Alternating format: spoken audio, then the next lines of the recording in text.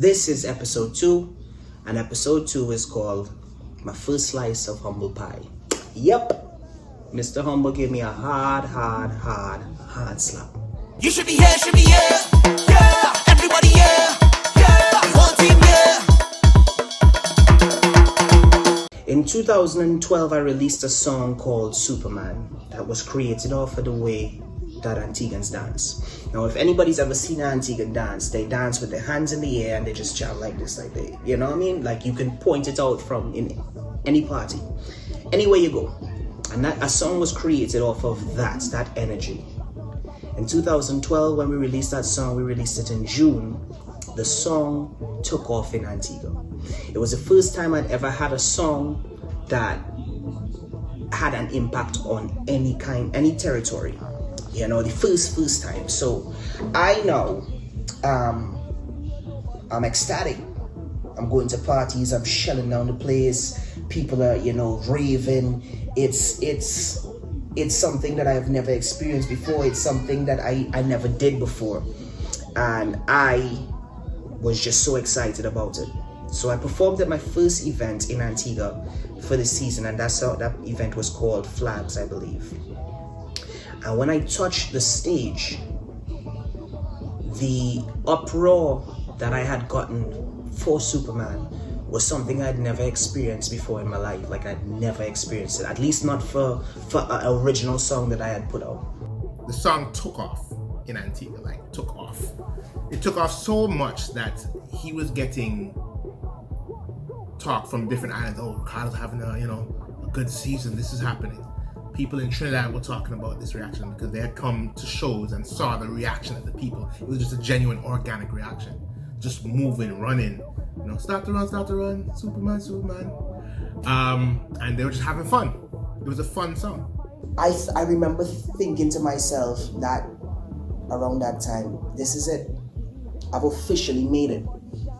I am going to be successful. Thank God. I remember telling myself that. And boy, was I wrong. This was probably the first time that Tian and Ricardo started being friendly rivalry, right? People tried to pit them against each other, saying, "Oh, they have beef." Tian himself even said that at that time, no beef. But it was a friendly rivalry at the time. But little did I know, that was a seed that would have been planted, that would have started a on-the-ground rivalry between fans. But at that time, Tian and I had no kind of animosity or any kind of beef or any kind of anything towards each other. So, we tried our best to let the people know. There is no beef between me and Ricardo, friendly rivalry, so that's making everybody know. Alright, artists, Ricardo doing his thing, I doing my thing, big up Ricardo every time. There's no beef, we just having fun. And then came Soca Monarch. We had it planned out. We had everything planned out. Night of this goes wrong, that goes wrong. We plan everything out. And I remember turning to Burger like, yo, I don't think we got it, man. They cut the sound off on us, all this stuff that happened. I start to come down from the top of the scaffold, not the scaffolding, but the top of the stage.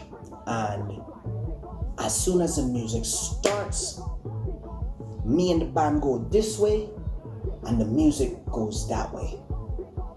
The crowd went from here automatically down here. So then we're down in a hole. And if you've ever been in a Soca Monarch, you would know that when you get yourself in a hole in a Soca Monarch, to get out is really difficult. And we're standing side stage and they announced the winners, those who placed. And Ricardo gets called first runner-up. We came first runner-up, but that was my first time ever placing in the competition. So now I'm not even studying the fact that, okay, the song is dipped or, I actually messed up in the performance. I'm thinking to myself, man, I just got a check. I just got a first runner-up. I came second runner-up in Groovy. I'm thinking to myself, yo, I am going places. I made it again. We're like, oh, wow, we did it. So he's happy, we're happy, it's great, And after that, you could almost see, the next day, something switched in him. The confidence had just rose up. And over time and over months and us going and doing shows, Miami Carnival, different places, that confidence rose to a lot of arrogance. A lot of arrogance. it was an interesting time to be to that point that he thought he had made it. He was going to do what he got to do. This man actually, after that year, quit roycape All-Stars because he reached. I'm like, bruh. So I call Roy from the All-Stars at the time, the roycape All-Stars, and I told him, Roy, you know what? This not really making sense to me. I think I want to pursue my solo career, and you know what? I'm gonna let you guys do your thing. So I'm gonna pursue my solo career. I'm just gonna back out of it. And Roy was like, okay, cool, no problem. I mean, he reached out to me a few times before, and I wasn't answering because I was just in that zone. Yeah, I'm gonna make it. And boy, was that a mistake. He had reached. I could not believe it. I was like, bro, this is kind of rational. Like we wait till we build this up now. Nope, was not listening to management at all.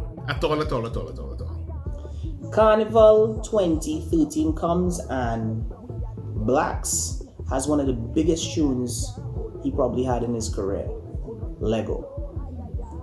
Marshall Montano releases a song. Now, mind you, I thought Superman was original. So I'm like, original, I have something original that's different. And then Marshall Montano releases a song called Float that is almost like the same thing. It's almost like the same concept, the same direction. So like the originality of my song is now gone. Like I'm like, man, maybe I did make a mistake.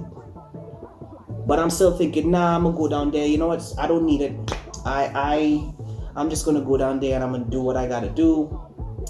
Boy, it didn't even work out that way. Yeah. So said, so done. This man came up next year, was like, yo, bro, I don't care what nobody says now. I going home with the crown this year. Now 2013 is my year. And I was like, bro. Oh no, so he said 2013 is Ricardo's year. He started talking in the third person. The third person. I was like, bro. I kind of stepped back. I was like, bro, you're gonna have a rude awakening. I had no choice at that time but to humble myself and go back to the All-Stars and beg to be back in the band. And they had already hired somebody. And they called me and they said, you know what? We want you to come back, you know. So I paid for my own way down to Trinidad. I went down there, and then they said to themselves, well, no, the person that they're with, that they've hired, they're going to run with for the rest of the season. And I went to a couple of the events, and man, did I regret quitting that year, because they had a lot of shows. And at that time, money is like, it's hard to come by. Like you're not getting shows, like nobody knows who you are, so you're just broke. And I'm watching all these shows that they're getting, and I'm thinking to myself, man, what kind of stupid decision did you make? And then blow! And Marshall goes on stage now for Soca Monarch. He's in a Superman costume. He flies, and then let me tell you something, right? I've ziplined, but this man flew 100 times better than me. His costume was 100 times better than my costume, and it was just like, damn, what the hell am I going to do now? I didn't know. I was lost. People were upset with me. The All-Stars were upset with me. People in Antigua were upset with me. The little success that I had at that point in time went so far to my head that I had created so many holes. And in 2013, it was actually one of my worst years ever in Antigua.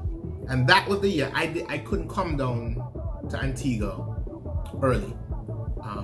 So I reached late, but by the time I reached late, damage had been done.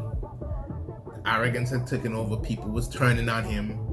He was in a dark place, a rut. I remember him going on stage for Soca Monarch and just attacking everybody. So DJs didn't want to play my music. Promoters didn't want to hire me. All my performances were pretty much flat that year.